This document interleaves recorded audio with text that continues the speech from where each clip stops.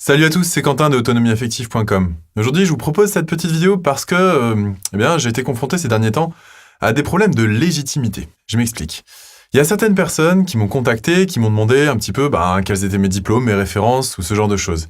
Et puis, j'ai d'autres personnes que je connais déjà, que j'ai déjà en coaching, à qui j'ai conseillé d'aller voir d'autres personnes et qui m'ont dit « je sais pas, parce que j'ai pas vraiment confiance, à tel moment il n'était pas cohérent, etc., etc. » Et donc se pose le problème de qui on choisit comme guide pour être accompagné quand on a du chemin à faire. Et pour ça, je voudrais remettre un petit peu les choses, on va dire, sur un plan d'égalité.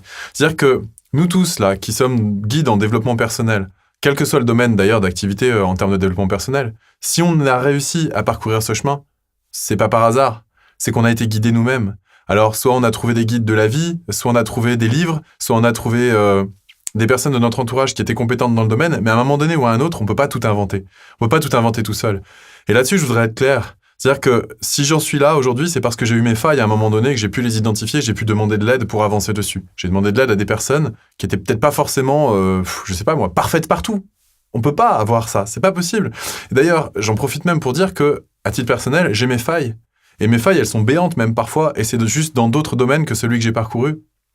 Donc, quelle est la légitimité pour dire que quelqu'un peut nous guider ou peut nous accompagner dans notre évolution personnelle? Eh bien, simplement le fait que cette personne ait déjà parcouru un chemin là-dessus.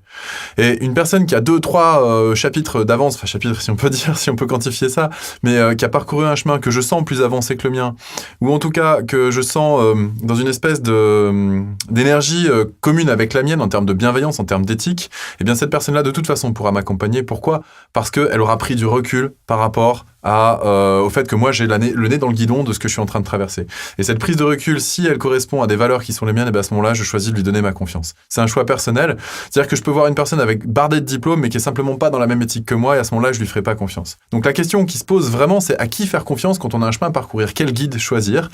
Eh bien, voilà à peu près comment moi je fonctionne, et par rapport à ça, je voudrais profiter de cette vidéo pour faire un clin d'œil à Christelle Petitot, qui est une personne que j'ai trouvée merveilleuse.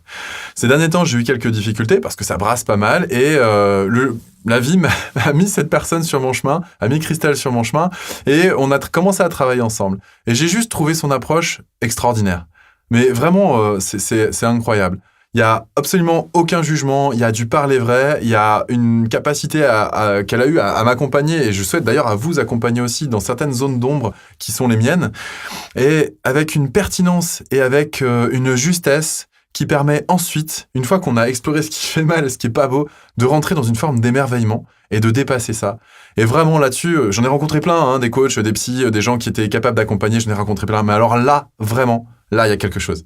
En tout cas, je voudrais remercier Christelle à travers cette vidéo et vous inviter également, pourquoi pas, à la contacter et puis à voir si elle correspond à votre éthique et à votre façon de travailler. En tout cas, personnellement, je vous la recommande chaudement parce que c'est vraiment, vraiment du haut vol. J'espère que cette vidéo vous a plu, que vous y verrez plus clair pour savoir comment choisir un guide ou un accompagnant par la suite. Faites-vous confiance, faites confiance à votre intuition et surtout, continuez à avancer et je vous dis à très bientôt. Salut!